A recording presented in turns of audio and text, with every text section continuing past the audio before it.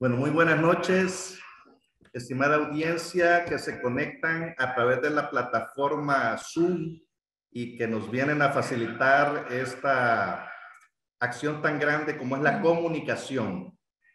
Queremos esta noche, en nombre de Laboratorios Megalabs, darles la más cordial de las bienvenidas a todos ustedes que son los grandes protagonistas esta noche. Amigos pacientes, médicos, que van a compartir una hora en conocer este tema tan importante que estamos desarrollando dentro de Salud Digestiva, que es un programa de educación para el paciente, y lo cual se traduce en mejorar la calidad de vida de todos nosotros. Entonces, estimada audiencia, este día tenemos el tema de síndrome de intestino irritable, el cual es un padecimiento que nos da a todos y cada uno de nosotros. De repente, por el estilo de vida que llevamos, la dieta alimenticia, los niveles de estrés a los cuales estamos sometidos, y un síndrome que desafortunadamente afecta más a la población femenina que la masculina, en una relación de un 2-1. De tal manera que esta noche tenemos con nosotros a la doctora Daisy Rivera, médico gastroenteróloga, que pues nos ha hecho el favor de conectarse, de darnos esta charla. Dicho sea de paso, quiero también dar la bienvenida, bueno, aparte de la audiencia que nos sintoniza aquí en El Salvador, tenemos audiencia en nuestro país hermano de Guatemala, Nicaragua y Honduras. Sean todos pues bienvenidos a esta charla y queremos hacerlo dinámico, queremos hacerlo interactivo, que se sientan en la total confianza de consultar, de preguntar, para sobre todo crear conciencia y a partir de acá ustedes tengan la facultad de poder llevar a cabo una consulta personalizada con su médico de confianza o de repente para los que nos sintonizan aquí desde El Salvador, poder acudir con la doctora Daisy Rivera. Queremos entonces, para comenzar, dar lectura a la hoja de vida, al currículum de la doctora Daisy Rivera, quien a continuación les comento. Entonces, estimados amigos, dice que la doctora Daisy Rivera es médico graduada en el 2007 de la Universidad del Salvador. Llevó a cabo su especialidad en medicina interna del 2007 al 2009 en el Instituto Salvadoreño del Seguro Social. Asimismo, la doctora Rivera realizó su posgrado como médico especialista en gastroenterología y endoscopía digestiva del año 2011 al 2013 en el Hospital Universitario de la Samaritana, Universidad del Rosario, en Colombia.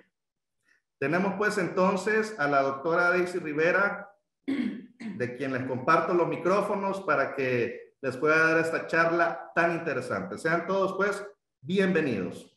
Doctora Rivera, muchísimas gracias. Bienvenida a usted. Por aquí compartimos pantalla y micrófonos. Esta audiencia es completamente suya. Y pues para que nos comente un poquito, como ya le mencionaba, sobre esta situación que nos aqueja a todos. Dichoso me siento yo en mi calidad de hombre porque, como ya mencioné, la prevalece sobre todo más en las mujeres. Así que, doctora, bienvenida. Muchas gracias, Eduardo. Muchas gracias a Megalabs por la invitación. Tengan todos muy buenas noches. Este día vamos a hablar sobre un síndrome como tal de intestino irritable que, tal como Eduardo mencionaba, tiene una mayor prevalencia en nosotras las mujeres. Sin embargo, eso no significa que el hombre no lo pueda sentir, ¿verdad? Vamos a tratar de hacer algo básico, aclarar dudas que ustedes tengan, para que sientan la confianza, tal como él mencionaba, de poder consultar con sus médicos, ¿verdad? Aclarando dudas. Vamos a enfocarnos en los signos o síntomas de alarma para que también los tengan presente y vamos a dar inicio a esta charla. Al final de la charla pueden despejar todas sus dudas. Bueno, comentar que el síndrome de intestino irritable es, tal como su nombre lo dice, un síndrome, no es una enfermedad como tal.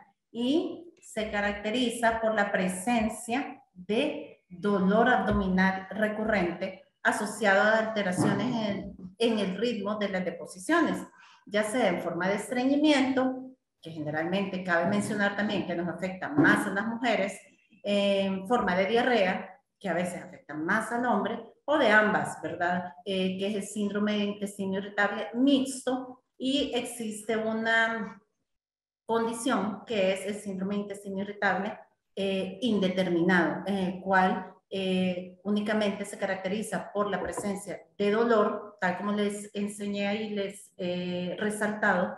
Lo fundamental para hablar de síndrome de intestino irritable es la presencia de dolor abdominal recurrente, que posteriormente vamos a decir las características, que acompaña ya sea al estreñimiento, a la diarrea, al mixto, que es diarrea alternando con estreñimiento, o el indeterminado. También se caracteriza por hinchazón o inflamación y distensión abdominal. Bueno, como podemos ver, esta es una condición que afecta a nivel mundial. Hay países que no tienen la suficiente cantidad de datos para hablar como tal de la epidemiología, ¿verdad? Por falta de estudios en poblaciones. Sin embargo, tal como se mencionaba anteriormente, es una condición que afecta más a las mujeres y está descrito que las edades en las cuales se puede presentar con mayor frecuencia va de los 20 a los 40 o 45 años. También se menciona que es una de las condiciones que puede generar mayor incapacidad o ausencias laborales en los pacientes, ya que llega a causar, como veremos posteriormente también, un síndrome de fatiga crónica, o sea, asociado, ¿verdad?, con la fatiga. El hecho de pensar también que algo orgánico como tal puede estar sucediendo influye mucho en el ausentismo laboral. El síndrome de intestino irritable es una condición más que todo funcional. ¿Qué es funcional? Que no hay una patología orgánica como tal que lo esté generando, ¿verdad? Y esto se asocia a muchos aspectos. Uno de ellos es el estrés, el estilo de vida que estamos llevando influye mucho. Bueno, tal como se mencionó anteriormente, podemos decir que el síndrome de intestino irritable tiene una mayor prevalencia en nosotras las mujeres. ¿Por qué?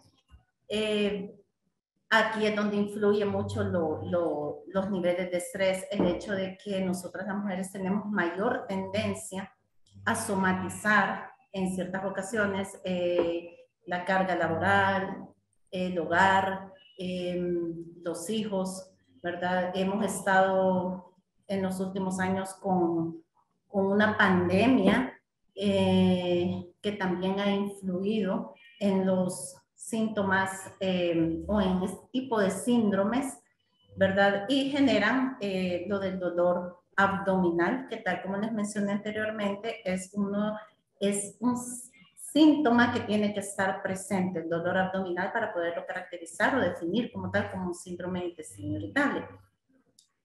Generalmente se da en pacientes menores de 50 años, como mencioné anteriormente.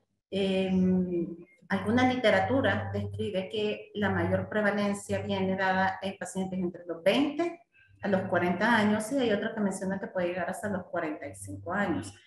Eso no significa, ¿verdad?, como toda medicina, que así tenga que ser. Hay pacientes mayores de 50 años que pueden presentar los dolores abdominales, o incluso se ha visto en niños, aunque no es el caso de hoy del que vamos a hablar porque la población pediátrica es diferente, pero hay niños que el estrés, digamos, de ir al colegio, algún problema en el colegio puede generar también el dolor abdominal.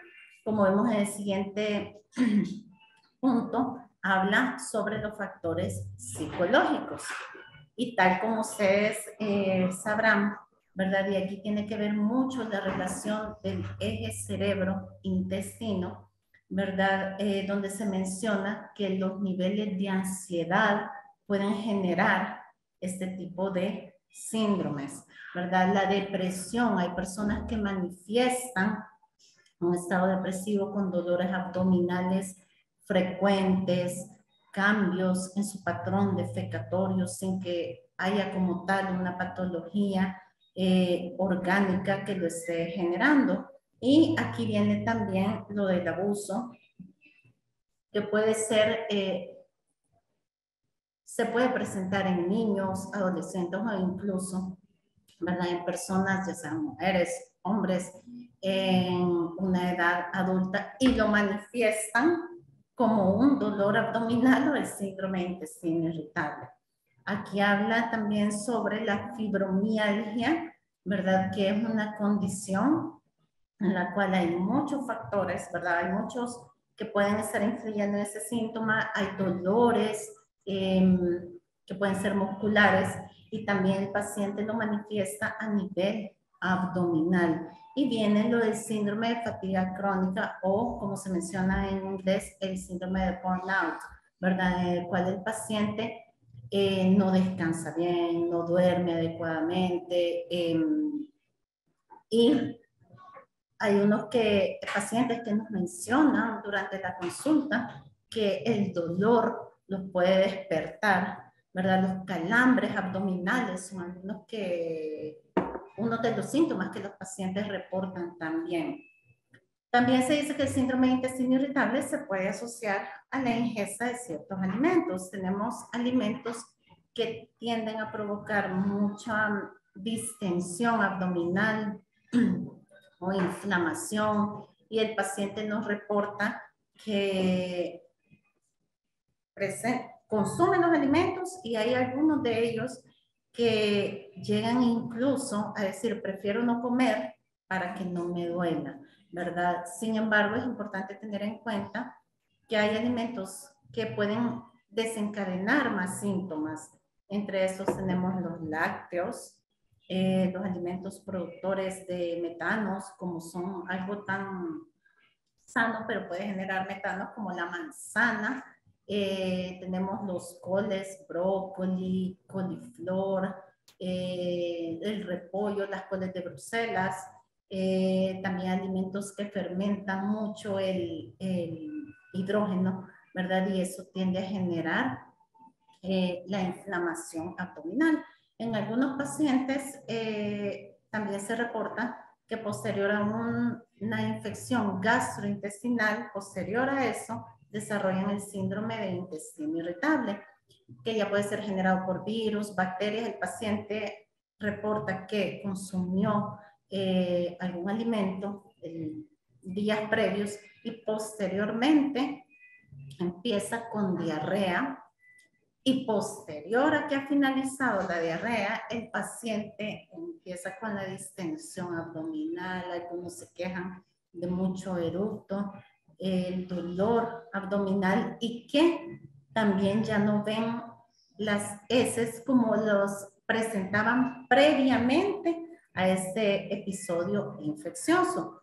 Algunos de ellos reportan que han quedado con sus heces entrecortadas, en pedazos, con tenesmo rectal. El tenesmo rectal es cuando el paciente le dice, fíjese que voy al baño, defeco, pero es poquito y es más gas, ¿verdad? Y todo esto se puede presentar posterior a un proceso infeccioso. Haber estado ingiriendo antibióticos por una infección también de vías aéreas superiores, el paciente queda con mucho síndrome o reporta lo de la diarrea más que todo. Y ahí tenemos las cirugías abdominales, las cirugías estéticas, abdominoplastia, cesáreas en nosotras las mujeres, las histerectomías, Todo eso también puede conllevar a que el paciente presenta el dolor abdominal o el hecho de haber manipulado. Hay pacientes que nos reportan que posterior a una cirugía ginecológica u urológica presentan el dolor abdominal, ¿verdad? Que como les dije previamente, es parte de las características del síndrome de intestino irritable. Aquí en esta diapositiva podemos ver lo que les mencionaba anteriormente de los efectos, ¿verdad?, que tiene el síndrome del intestino irritable.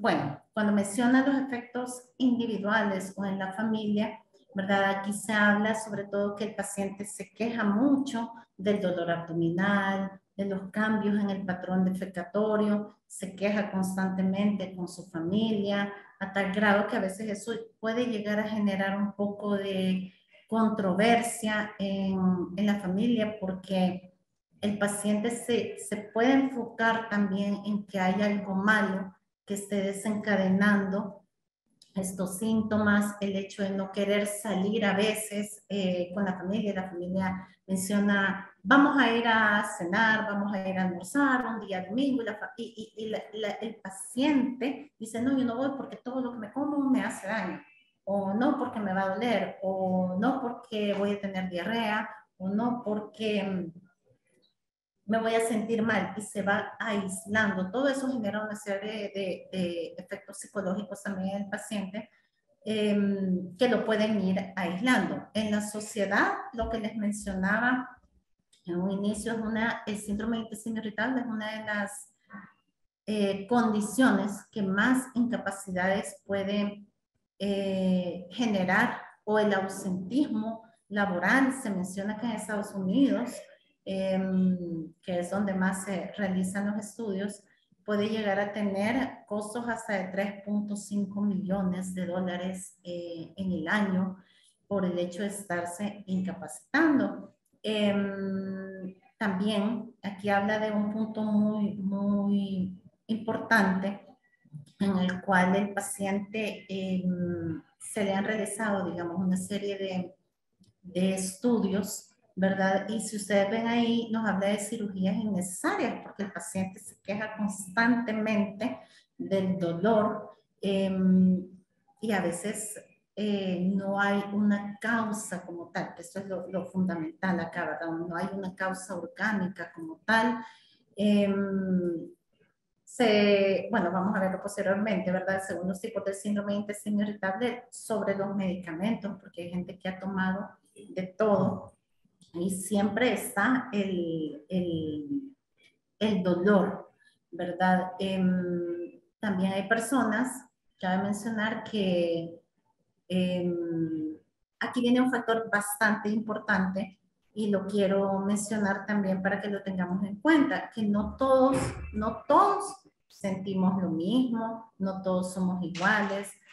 Explico esto por el hecho de que hay ocasiones en las cuales ciertos pacientes dicen, es que a mí me dolía y yo tenía lo mismo que tenía mi vecino, o un amigo tenía lo mismo y resultó que era que él tenía un cáncer y quizás yo tengo lo mismo. Todas esas cosas van influyendo y vuelvo a aclarar, es importante que tengamos en cuenta que no todas las personas somos iguales, no todos tenemos los mismos síntomas. Tal como mencioné, hay personas que tienen tendencia a diarrea, un tipo de medicamento diferente, personas con tendencia al estreñimiento, otro tipo de medicamento. Entonces, para que tengamos en cuenta estos puntos. Ahora bien, tal como mencioné, hay criterios también que nos hablan sobre el síndrome del intestino irritable, que deben de cumplirse para poder catalogar como tal a un paciente en un síndrome de intestino irritable. Y estos son un dolor abdominal recurrente que permanezca al menos por lo menos una vez a la semana en los últimos 3 meses y que se asocie con cambios en el patrón defecatorio, cambios en la frecuencia de las heces. ¿A qué se refiere eso? Por ejemplo, que el paciente diga,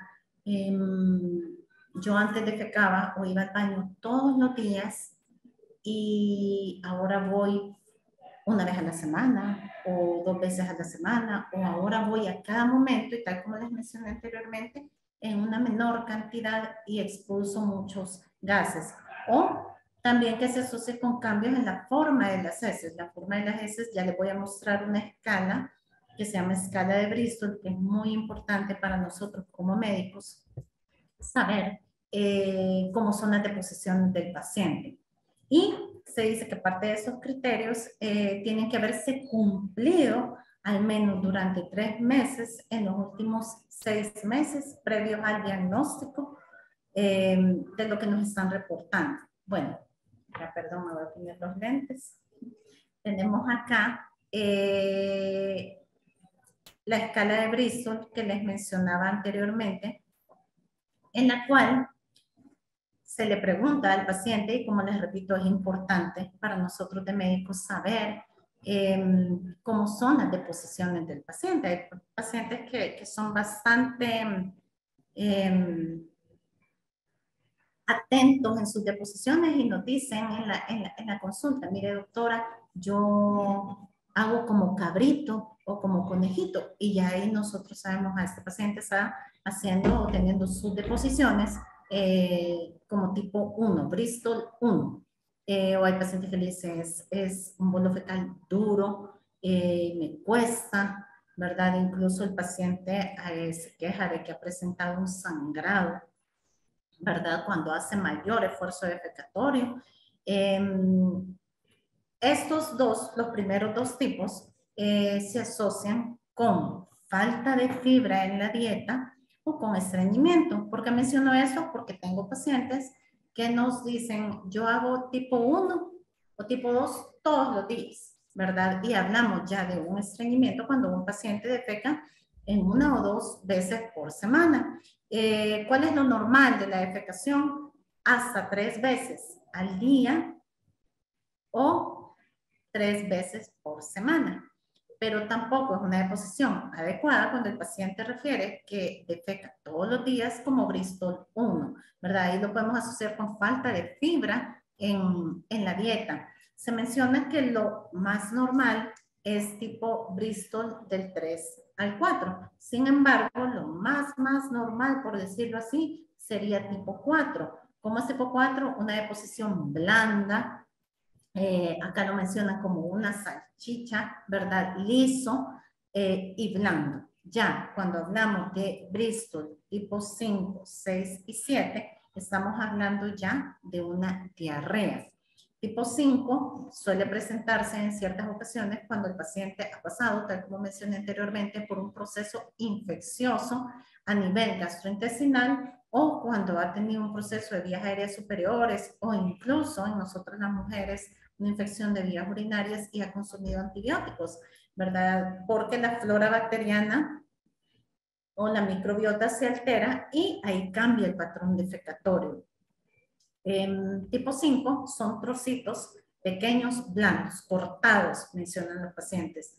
Ya tipo 6, estamos hablando ya de heces más blandas, consistencia pastosa que caen en el servicio. Y tipo 7 ya es cuando el paciente dice, mire, yo hago completamente líquido, parece agua como tal. También para nosotros es importante saber eso. Acá, bueno, se menciona antes de la escala de Bristol lo del estreñimiento, ¿verdad? Que tenemos el estreñimiento funcional, que es que el paciente defeca con dificultad, pero sin dolor. En cambio, ya cuando hay dolor, tal como mencioné en la primera diapositiva, que es un síntoma característico, ya estamos hablando de un síndrome de intestino irritable con estreñimiento. Bueno, tal como les mencioné anteriormente, es importante que tengamos en cuenta que el síndrome de intestino irritable es un desorden funcional. Funcional, volvemos y repito, hasta en un 75% de los casos donde no hay una patología orgánica como tal. Sin embargo, hay signos y síntomas de alarma que nos deben de dar luces para ya pensar si algo más puede estar pasando. ¿Cuáles son estos síntomas o signos de alarma? Que el paciente refiera que presenta sangre en las heces. Sin embargo, también es importante en nosotros como médicos preguntarle al paciente, ¿el sangrado lo mira al final de la deposición o el sangrado es lo que usted está detectando? O sea, está detectando como tal sangre o las heces vienen mezcladas con sangre, porque eso nos hace pensar en diferentes patologías como tal. Tal como les dije, por ejemplo, las deposiciones Bristol 2, que son heces duras, gruesas, hay ocasiones en las cuales el paciente puede presentar desgarro al final de la deposición y ahí el paciente sangra y puede ser secundario a que hayan hemorroides o en todo caso fisuras. También si lo de la sangre o el sangramiento que el paciente reporta se asocia a pérdida de peso, también es otro signo de alarma que tenemos que tener en cuenta. ¿Qué más? Anemia. Aunque claro, las anemias son de diferentes tipos. Tenemos anemias ferroténicas, megaloblásticas. Sin embargo, cuando todo paciente tiene anemia, eso es importante también tenerlo presente. No solo se trata de darle, por ejemplo, hierro al paciente, siempre hay que investigar el porqué de la anemia. También es importante saber los antecedentes familiares de cáncer de colon. Acá se menciona que cuando un paciente tenía un antecedente familiar de cáncer de colon, anteriormente se mencionaba que la colonoscopia se debía realizar 10 años antes del diagnóstico de la edad en la cual a nuestro familiar se le fue diagnosticado el cáncer. Pero las últimas guías mencionan que ya desde los 45 años de edad, cuando ha habido un antecedente familiar en primer grado de cáncer de colon, debe ser realizada una colonoscopia. Ahora bien, aquí pues el siguiente punto en el cual se habla que si tenemos signos o síntomas de alarma, ya mandamos estudios específicos como la colonoscopia que nos sirve para revisar como tal al paciente, ¿verdad? Sí, en la colonoscopia podemos encontrar una patología como pueden ser pólipos, podemos tener los cánceres en peores de los casos, ¿verdad? Enfermedades diverticulares y según esto se dirige el tratamiento. Ahora bien, si por ejemplo también dentro de la anamnesis de la historia clínica que nosotros le hacemos al paciente, siempre es importante saber dentro de los antecedentes las patologías del paciente, pacientes diabéticos, pacientes con problemas de dolor, vaya, por ejemplo, las enfermedades reumatológicas o las hernias de disco, osteoartrosis, son pacientes que consumen muchos medicamentos y que pueden llevar o ocasionar estreñimiento en el paciente. También tenemos el uso de la ingesta de la metformina, que, bueno, yo siempre les aclaro dentro de mi consulta al paciente, porque se quejan de muchos síntomas y la metformina lamentablemente tiende a causar gases, dolor, en algunos pacientes da diarrea, puede haber un sabor metálico en la boca. No en todos los pacientes lo presentan y no todas las metforminas. Sin embargo, es un efecto secundario descrito y hay pacientes que son sumamente claros que mencionan, empecé a tomar tal medicamento y me empecé a sentir mal. O hay otros que mencionan, yo no estaba así, pero antes me daban X medicamento, por decirlo así, para su diabetes, pero me agregaron la metformina y ya me empecé a sentir mal. Vuelvo y repito, no todos, en todos los pacientes presentan los mismos síntomas. Con lo de los fármacos que pueden causar estreñimiento, tenemos los opioides, medicamentos, como les dije, para el dolor, ¿verdad? Aquí se menciona que si es posible se pueden suprimir los fármacos, ¿verdad? Yo en lo personal le digo al paciente, mire, tal medicamento puede generarle estos síntomas, le sugiero que hable con su médico, ¿verdad? Porque también hay pacientes que dicen, no, esto no me quita el dolor, o mire doctora, yo ya probé con tal medicamento y no me lo quita y me duele mucho, ¿verdad? Entonces, para que tengamos en cuenta todo eso. Siempre es importante para nosotros de médicos preguntarle, porque hay pacientes que mencionan dentro de los signos de alarma que han visto sus heces negras. Sin embargo, hay medicamentos que vuelven las heces negras. Por ejemplo, paciente con tendencia a diarrea muchas veces tiende a consumir mucho Pepto-Bismol. Y declararle al paciente que el Pepto-Bismol cambia el color de las mucosas. Hay gente que llega con la lengua negra y las deposiciones pueden ser negras secundarias a la ingesta del Pepto-Bismol. Algunos pacientes lo saben, otros pacientes no. Entonces siempre es importante tener en cuenta eso. Bueno, acá me adelanté. Parte de lo que menciona esta tabla, donde se mencionan las enfermedades extraintestinales que pueden llevar a un paciente a estreñimiento. Aquí tenemos la diabetes, el hipotiroidismo, pacientes con falla renal crónica. Los pacientes con falla renal crónica son pacientes que tienen una dieta también muy restringida por el mismo hecho de su enfermedad de base. Tenemos los pacientes con hipercalcemia, la porfiria, el hiperparatiroidismo secundario al hipotiroidismo. Tenemos los pacientes con enfermedad de Parkinson, pacientes también, aclaro acá, que están en silla de ruedas, son pacientes que prácticamente pasan todo el tiempo en su silla o los tienen acostaditos y todo eso influye. Yo les digo a mis pacientes, si hay personas que tienen estreñimiento en su diario vivir, que andan caminando, que andan haciendo una actividad normal, ¿cómo no lo va a presentar un paciente que pasa solamente sentado? Entonces, en estos casos es importante mencionar que a esas personas debemos de ayudarles como familia haciendo masajes abdominales que pueden ir en el sentido de las agujas del reloj, tratar de mover las piernas como que si fuera una bicicleta, lo que estuvieran haciendo, para tratar en la medida de lo posible de movilizar ese intestino, porque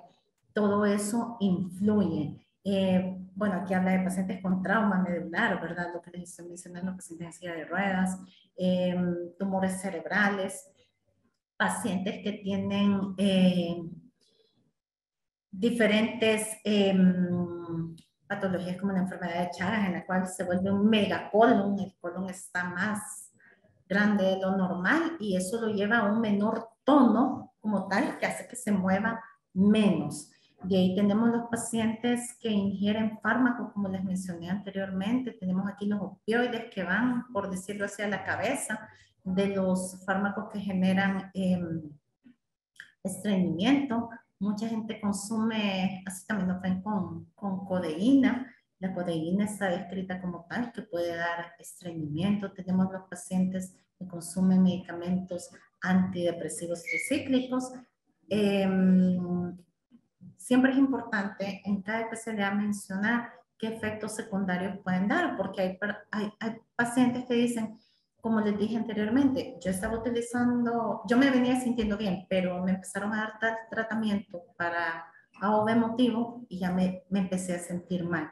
En cambio, si el paciente ya sabe que este tipo de medicamentos en ocasiones puede generar diarrea, puede generar estreñimiento, por lo menos va a ser algo que lo va a tranquilizar un poquito más, ¿verdad? Tenemos los anticonvulsivantes, fármacos que son utilizados en el área de nosotros de gastroenterología, como el sucralfato, el hierro, como mencioné anteriormente. No todo el hierro genera estreñimiento, pero la mayoría a nivel gastrointestinal lo puede producir. La sal de bismuto, ahí tenemos el peptobismol, que puede generar estos síntomas. Tenemos también los quelantes de las sales biliares, en este caso son, por ejemplo, la colestiramina, aunque la colestiramina, tal como verán posteriormente, es uno de los fármacos que se utiliza en pacientes con diarreas asociadas a ausencia de vesícula, por ejemplo, que funcionan como las sales biliares. Bueno, acá también, bueno, escribí esta tabla, aunque lo mencioné, me adelanté en el algoritmo que presenté anteriormente, ¿verdad? Aquí son los criterios de alarma que justifican la realización de estudios complementarios para descartar una organicidad, o sea, algo ya diferente que puede también presentar dolor abdominal y que en cierto momento podemos pensar en el intestino irritable, pero ya hay signos de alarma, ¿verdad? O factores que tenemos que tener en cuenta para determinar la pertinencia de un estudio endoscópico. Acá tenemos los antecedentes familiares en primer grado, mamá, papá, algún hermano que ha tenido cáncer colorectal, las poliposis adenematosas familiares, la enfermedad intestinal inflamatoria como la colitis ulcerativa o enfermedad de Crohn, la enfermedad celíaca, la edad a partir de los 50 años, una persona que venía en teoría bien y de repente, si se recuerdan cuando hablé de epidemiología, mencionaba que la edad del síndrome de intestino irritable va en mayor frecuencia de los 20 a los 40 o hasta 45 años. Aunque eso no es que así alguien de 50 no lo pueda presentar, pero es más frecuente lo funcional antes de esa edad. Los cambios recientes del ritmo de posicional habitual, o sea que de repente, si se recuerdan, habían criterios, ¿verdad?, para clasificar un síndrome de intestino irritable, pero si de repente un paciente le dice, mire, yo venía defecando normal, ¿cómo era el bolo fecal? Normal, grueso, todos los días, y de repente menciona que lo ven heces acintadas o delgadito, mencionas como el dedo, como un lapicero, también ya son signos para nosotros de médico o para que ustedes como pacientes lo puedan informar, porque para nosotros es importante la historia clínica que ustedes nos dan. También tenemos la presencia de signos o síntomas que indican organicidad, es decir, por ejemplo, síntomas nocturnos que despierta, que el paciente esté dormido como tal y despierte con el dolor abdominal. Un proceso febril inexplicado por otra causa, la anemia, tal como mencioné, por ejemplo, el cáncer de colon, ¿verdad? Que no es el tema de ahora, solamente lo menciono por la anemia que se menciona acá. La anemia, cuando pensamos en cáncer de colon, la anemia más que todo nos orienta a un cáncer de colon ascendente o del lado derecho, si queremos decir. Del lado izquierdo hay cambios en patrón defecatorio, como las heces más delgadas o un sangrado también mezclado con las heces.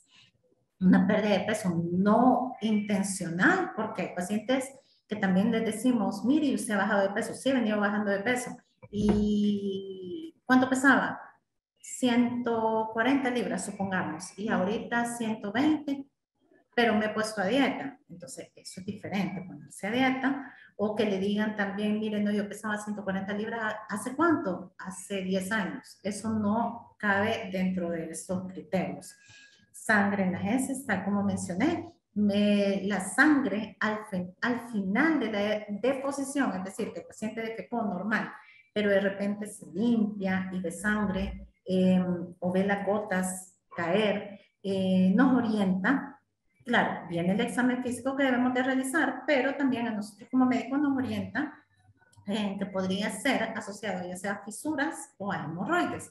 Cuando ya el paciente nos dice defeco o hago la pura sangre, es una indicación más que clara para realizar una colonoscopia, ¿verdad? Porque pueden haber otras enfermedades, como la enfermedad intestinal inflamatoria, que puedan estar generando igualmente lo de las heces mezcladas con la sangre. El dolor abdominal que no remite a pesar del medicamento. Y cuando examinamos al paciente, que es parte importante, ¿verdad? Cuando sentimos que alguna masa o que hacemos el tacto rectal y vemos sangre, ¿verdad? O palpamos algo diferente en la ampolla rectal, ¿verdad? Son indicaciones ya de una colonoscopia. Bueno, esto como lo mencioné anteriormente, ¿verdad? Habla sobre la constipación funcional o el estreñimiento funcional, que es que el paciente tiene dificultad para evacuar, pero no hay dolor. Síndrome de intestino irritable con constipación, que ya hemos venido mencionando desde casi que empecé mi charla, donde hay dolor. De ahí tenemos la constipación que viene por la ingesta de fármacos que pueden llevarnos a este tipo de síntomas y desórdenes funcionales, que no es el tema de ahora. Ahora bien, en esta diapositiva les resumo brevemente cómo influye, o como mencionaba al inicio de mi charla, que está conectado el eje cerebro-intestino, ¿verdad? Entre más estresados estamos, más podemos tener dolor abdominal, el paciente se queja de la inflamación, la distensión, todo esto viene dado por la activación del eje hipotálamo-hipófisis, hay descargas vasovagales, se menciona que el paciente también presenta, cuando hay mucho dolor, diaforesis, sensación de que se va a desmayar por el mismo dolor, o hay pacientes que también empiezan a hiperventilar, se marean, hiperventilar es que empiezan a respirar de una forma más rápido, ¿verdad? Entonces ya menos oxígeno a nivel cerebral, y eso lo asocian a los dolores abdominales que pueden presentar. También, como ustedes pueden ver en esa diapositiva, se menciona lo de la infección gastrointestinal, que les mencioné anteriormente, que hay síndrome de intestino irritable posterior a un proceso infeccioso, y si se ha utilizado también antibióticos por otra patología, ¿verdad? Una infección de vías aéreas superiores o una infección urinaria, tal como mencioné. Todo eso puede generar también alteraciones en la microbiota. Tenemos nuestro intestino delgado, donde tenemos nuestras bacterias, que son las que se encargan de que los alimentos se conviertan en heces posteriormente, y hay una alteración en la forma de las deposiciones. Y ya para terminar, voy a mencionar como generalidades que el tratamiento que podemos enfocar para el intestino irritable.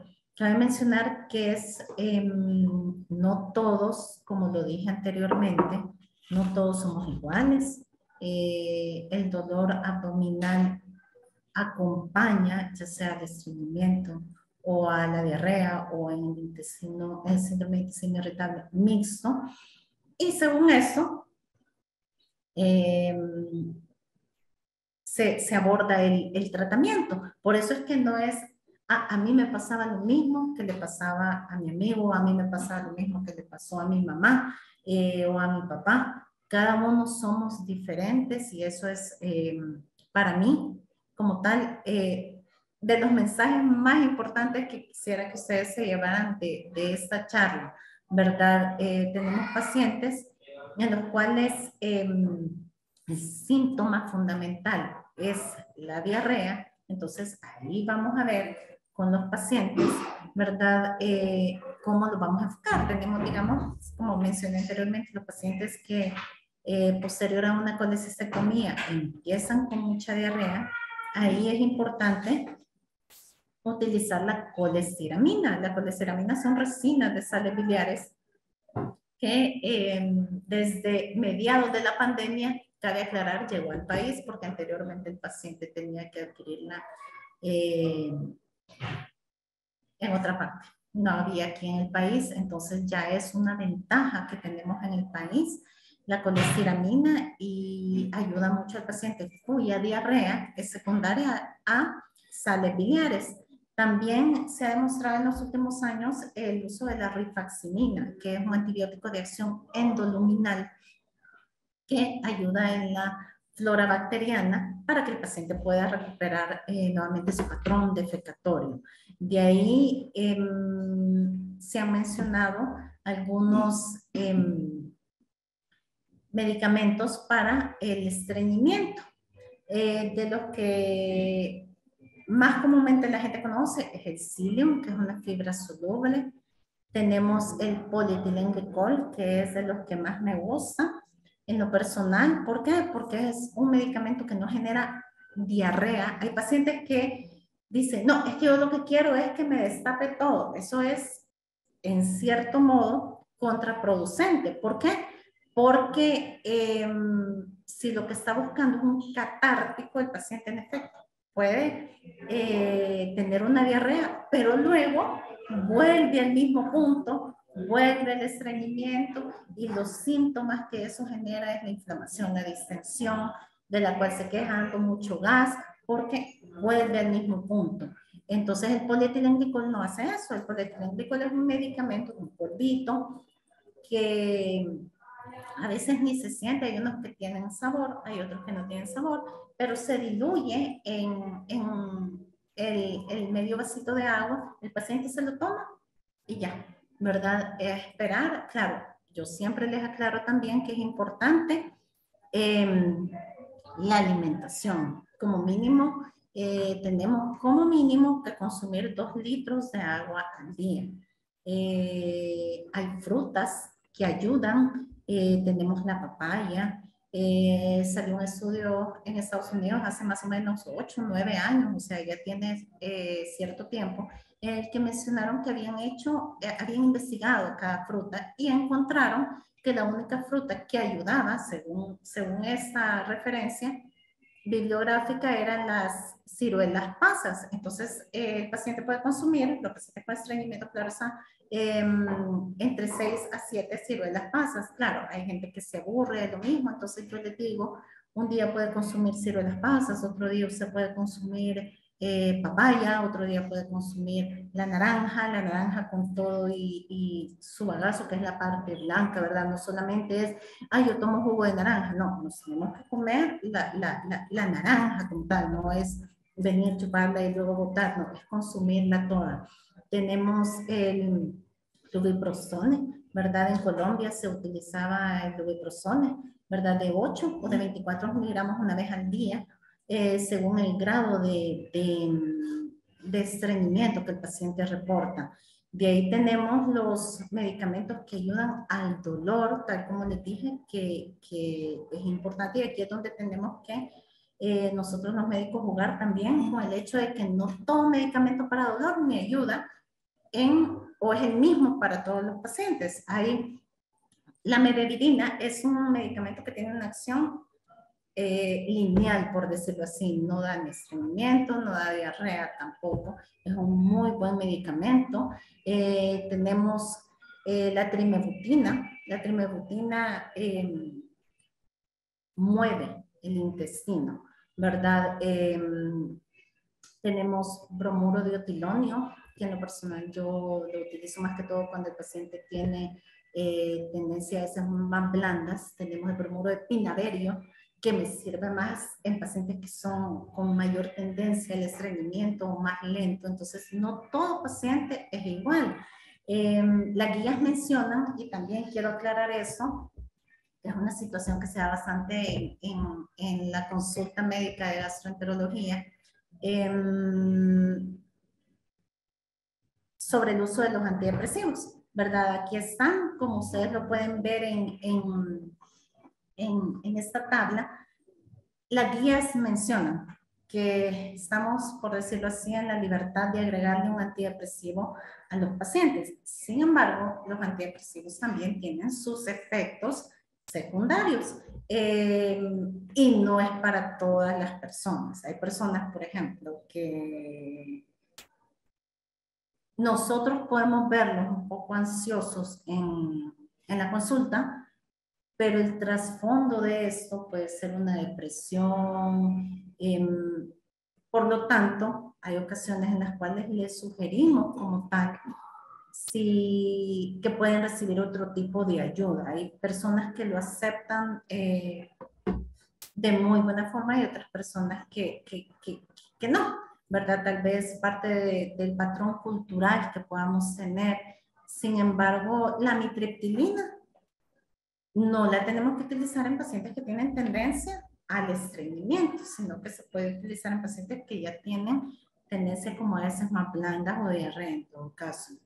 Y la sertralina es a la inversa, ¿verdad? Se puede utilizar en pacientes que tienen mayor tendencia a la diarrea. También es importante mencionar que el ejercicio ayuda, tal como mencioné anteriormente, digamos, en personas que en el día a día andan caminando en sus actividades y aún así tienen un poco de tendencia al estreñimiento, ¿verdad? La actividad física les ayuda mucho, la reducción de los niveles de estrés. Yo sé que todos manejamos diferentes grados de estrés, el tráfico, la casa, el trabajo, la familia, ¿verdad? Sin embargo, es importante tener en cuenta que también nosotros tenemos que ayudarnos, no solamente es medicamento, tenemos que ayudarnos, ¿verdad? Hay que hacer cambios en nuestra alimentación. Hay personas que no les gustan para nada los vegetales ayudan. Claro está, mencioné anteriormente que hay vegetales que tienden a producir mucho gas y eso, por lo tanto, lleva a incomodidad al paciente o puede llevarlo posteriormente también a estreñimiento. Las harinas, tenemos que disminuir la ingesta de harinas, azúcares refinados, o hay gente que mucha comida rápida. Entonces, tenemos que ayudarnos no solo con medicamentos, sino que con cambios en nuestro estilo de vida. Y cuando de la manipulación de la microbiota, se menciona acá sobre el uso de los probióticos, especialmente cuando un paciente puede llegar a presentar síntomas de sobrecrecimiento bacteriano posterior a un proceso infeccioso. Agradezco su atención y espero que les haya sido de utilidad esta charla. Muchísimas gracias, doctora Rivera.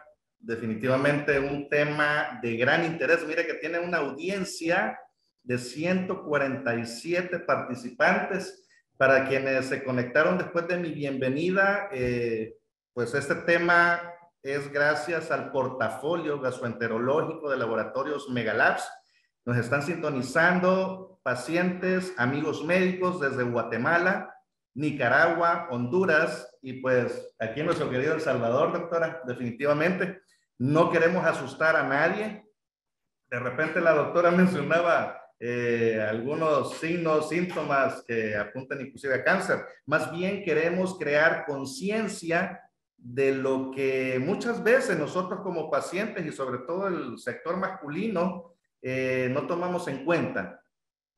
Lo más preciado hoy por hoy es nuestra salud. Tenemos que valorarla y esto más bien que nos lleve a tomar la iniciativa, doctora Rivera, de poder pasar consulta médica, apostarle hoy por hoy a la consulta preventiva, no curativa, ¿verdad? La prevención hoy por hoy nos podemos ahorrar grandes dolores de cabeza y como lo dije, lo que queremos definitivamente es mejorar la calidad de vida de todos nosotros.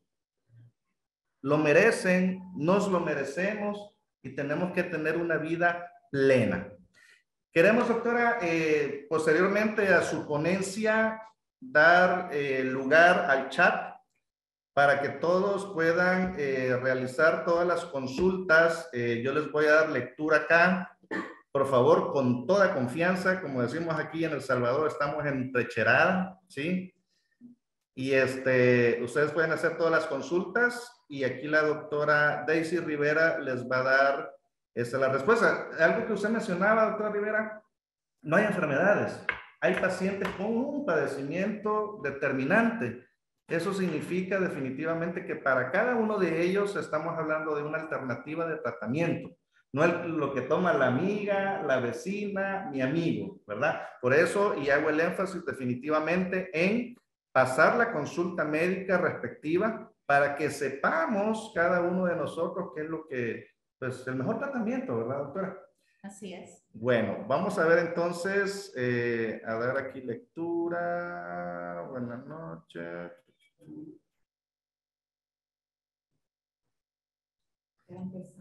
A ver.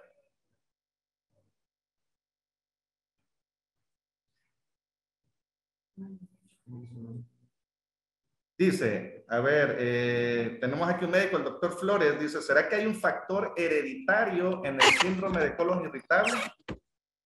Bueno, se ha hablado o anteriormente mencionaban eso, e incluso ya en pacientes que nos dice, sí, es que yo tengo el colon irritable porque mi mamá lo tiene. Si ustedes se fijan ahí, dice, mi mamá lo tiene. Hablamos de que las mujeres tenemos mayor tendencia a este tipo de síntomas o de síndrome, perdón, por los factores externos, pero un factor genético como tal demostrado no hay a la fecha. Ok, muchas gracias, doctora. Damos lectura a la siguiente pregunta. Dice, doctora, a mí me cuesta ir al baño y paso hasta 3 a 4 días sin ir al baño. Y muchas veces me sangro por la fuerza. ¿Qué me recomienda? Bueno, acá contestando a esta pregunta, tal como mencioné anteriormente, en primer lugar tenemos que ver, ¿verdad?, qué tanta agua consume el paciente. Mencioné idealmente, como mínimo, perdón, 2 litros de agua al día. El consumo de frutas. Hay frutas que tienden a dar mayor estreñimiento y son guayaba, pera, manzana, ¿verdad? Entonces tratar de disminuir este tipo de frutas porque pueden dar más estreñimiento. Ver si este paciente que preguntaba acá consume algún tipo de medicamentos que puedan estar condicionando el estreñimiento. ¿Qué recomiendo yo? Casi como dije al final de mi charla, me gusta mucho el polietilenglicol. ¿Por qué? Porque no es un laxante catártico que va a dar diarrea como tal al paciente. Hay pacientes que le dicen, mire, yo tomo té de zen o yo, bueno, eso no lo mencioné ahorita, gracias por la pregunta, porque me hace pensar que hay pacientes que dicen, he tenido que utilizar enemas. Los enemas se aplican en el recto y esa es la parte final del colon, es decir, que lo que están sacando es lo de la parte final, pero todo lo demás que viene, las heces van desde el lado derecho hasta que llegan al lado contrario. Un enema no es una buena opción, excepto pues hay otro tipo de indicaciones. Pero como tal, yo sugiero el polietilenglicol. Si hay dolor y hay estreñimiento, una buena opción es la trimebutina, el bromuro de pinaverio, para ayudar como procinético también. Ok, muchísimas gracias, doctora. Seguimos con la siguiente pregunta. Permítanme.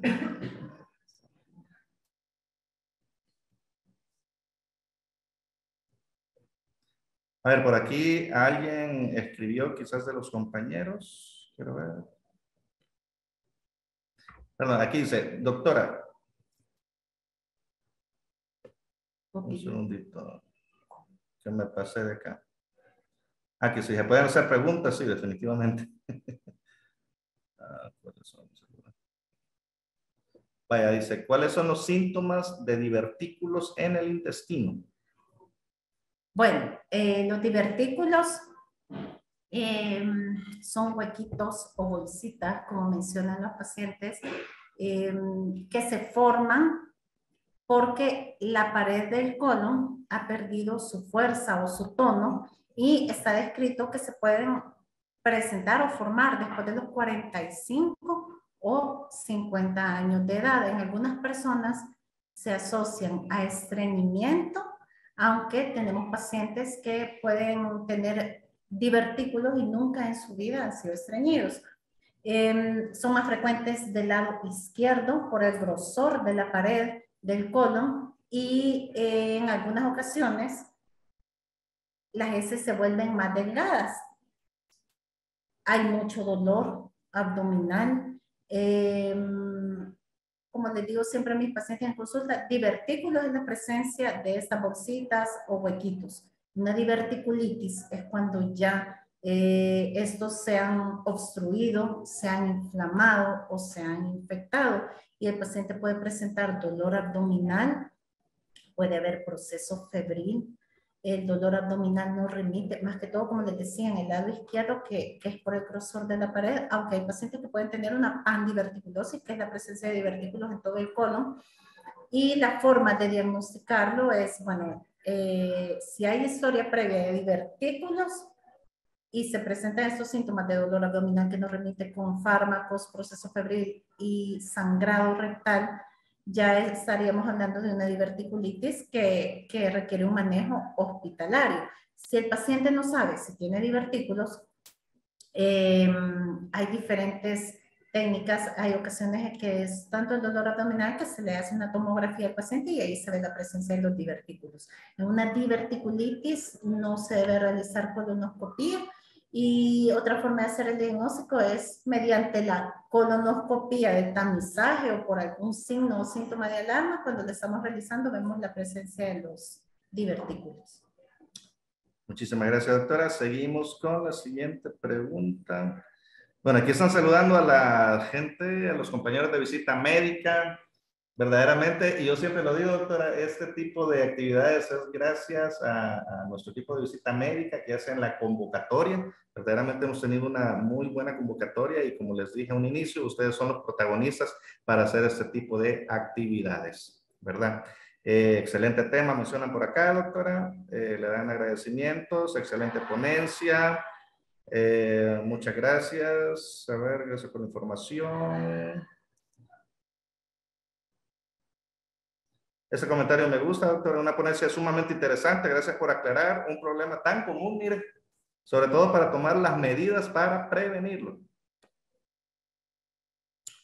Y dice, los alimentos grasosos pueden desencadenar síndrome de intestino irritable. Sí, sí pueden desencadenarlo, al igual que los alimentos que tienen mucho condimento. Hay personas que reportan que empiezan con síntomas posterior a haber ingerido alimentos muy condimentados, alimentos con grasa, en efecto.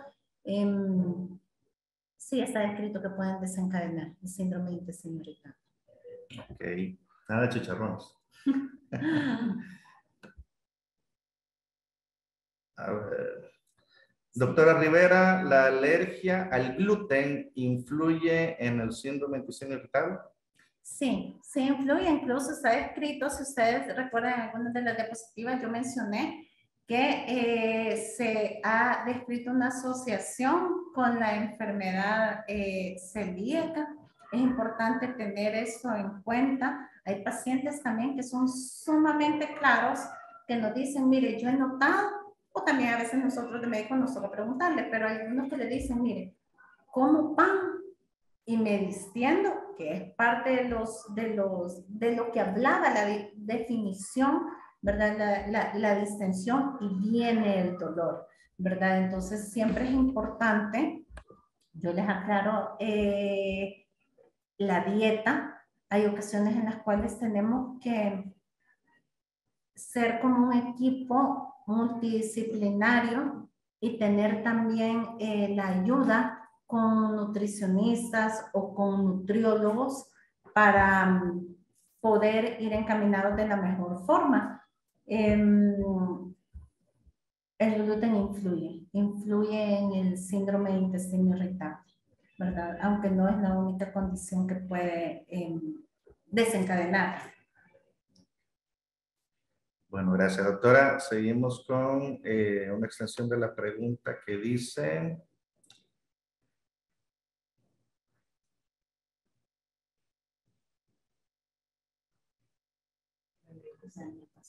No, pero es que había una anterior acá.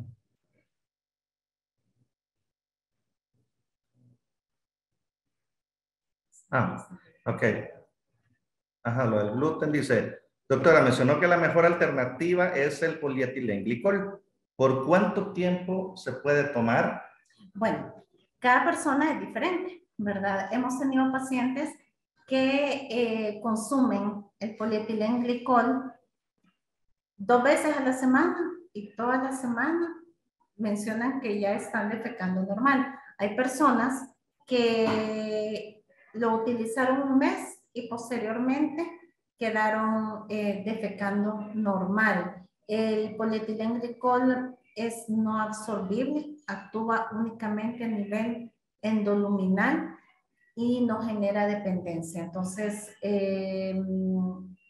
por lo menos aquí nosotros en el país, viene la presentación en frascos, algunos en sobres que ya traen exactamente la medida, y lo que podemos hacer es disminuir la dosis. Alguna literatura menciona de 17 a 28 o incluso 34 gramos de polietilenglicol, y lo que se hace es, si el paciente con 17 está bien, posteriormente, 2, 3 semanas, empezamos a disminuir la dosis del polvito. Ok. Muchas gracias, doctora. La siguiente pregunta, ya de las últimas, dicen, yo voy a hacer del 2, ¿verdad? Claro, 3 veces al día y a veces tengo que ir al baño al poco tiempo de ingerir alimentos. ¿Será síntomas de síndrome de intestino irritable? Muchas gracias, doctora. Bueno, recordemos tener en cuenta lo que se mencionaba, el tipo de la deposición, pero hablamos ya de síndrome de intestino irritable cuando va acompañado con cambios del patrón defecatorio y también que haya dolor abdominal, que es parte de lo patognomónico que tiene que haber acá. Ok. La siguiente pregunta, doctora, dice, he notado que al comer avena o frijoles fritos, al deglutir, siento como ardor al ir bajando. Y en las noches al dormir, sobre mi lado derecho, siento un reflujo. ¿Qué puede ser? Bueno, aquí habla, entendería yo que dice al consumir avena o frijoles fritos, ardor, creo que está hablando ya un poquito más de reflujo como tal, o sea, a nivel en la parte superior, no tanto de intestino irritable. Ok. Vaya, doctora. Y vamos a ver. Tengo el problema de que si tengo una semana llena de estrés, la siguiente semana comienzo con dolor o me da diarrea. Ahí está claramente. Clarísimo. Creo que es una mujer que hace la pregunta, ¿verdad? El estrés, como les repito, está descrito, ¿verdad? Que es de los desencadenantes y es parte de lo que puede generar. Hay pacientes que dicen, me dieron una noticia y ya me dolió y voy para el baño. O van a tener un viaje y pasan con diarrea, con dolor, ¿verdad? Entonces, aquí es donde vienen y que las guías de gastroenterología mencionan que podemos utilizar los medicamentos de antidepresivos, ¿verdad? Sin embargo, ahí depende mucho también, como les dije anteriormente, yo en lo personal soy del criterio de que toca buscar el trasfondo de estos tipos de estrés. Claro, todos estamos sometidos a estrés desde que creo yo, nos levantamos, el tráfico, llegar tal vez a la oficina, las exigencias laborales que todos tenemos, nuestros hijos, la familia, todo esto influye notablemente. Entonces, sí, eso es un claro ejemplo de un intestino irritable con diarrea. Okay. Y la siguiente pregunta, doctora, dice, a mí me pasa que cuando voy a hacer del 2 y del 4, a mí me pasa. Cuando voy a hacer... ¿Será sí, se quedó como cortada la pregunta.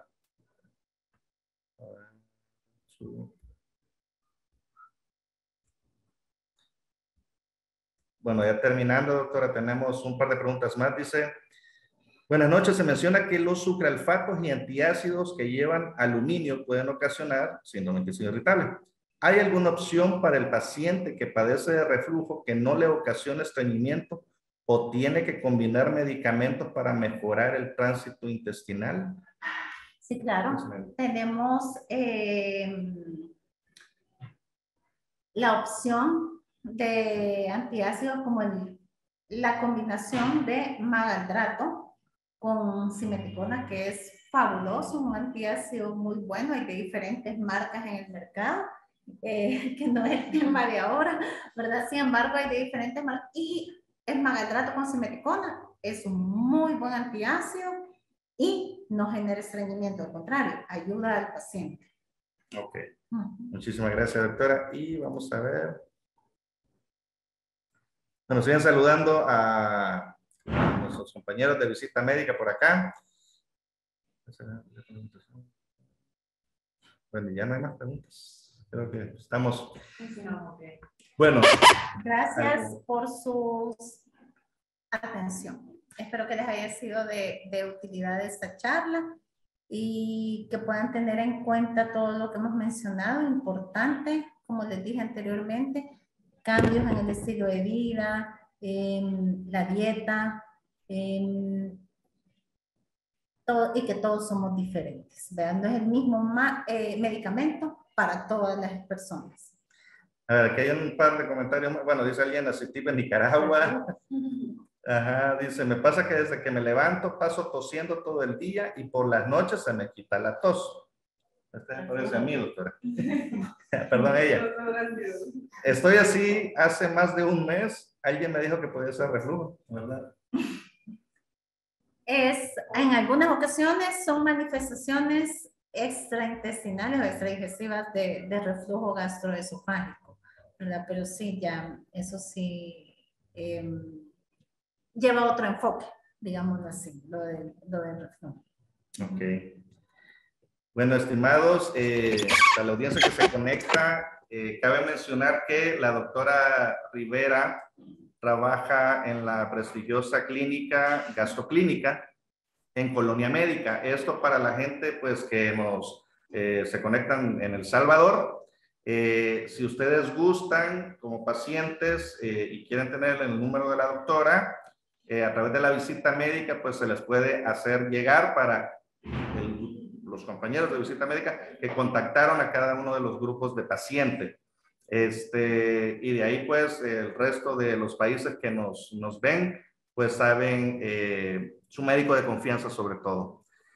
Y doctora Rivera, definitivamente damos las gracias en nombre de Laboratorios Megalabs. Ha sido una buena noche, una noche de aprendizaje sobre todo y como ya lo dije, de crear conciencia hoy por hoy para una mejor calidad de vida, ¿verdad? Y sobre todo, doctora, para pues tener la plena seguridad de que queremos vivir más y mejor, ¿verdad? Ese es el mensaje de esta noche. Nos acompaña pues por acá, creo que ven a Tania, a Mariela. En Occidente nos apoya Lila Dorat. En Oriente tenemos a Nereida Gómez y aquí en la parte de San Salvador a Patti Salinas y a Andrea Velasco. Así que mil gracias por todo. Hacemos también nuestros agradecimientos a María Angélica Aguilar, quien es nuestra gerente de producto. Y ella ahorita se encuentra en otra actividad, doctora, en Costa Rica, pero también pues hace posible este tipo de actividades, ¿verdad? De mucho interés. Agradezco la invitación y las atenciones de Megalabs. Muchas gracias. Doctora, muchas gracias. Buenas noches. Estamos para servirle. Megalabs. Somos bienestar.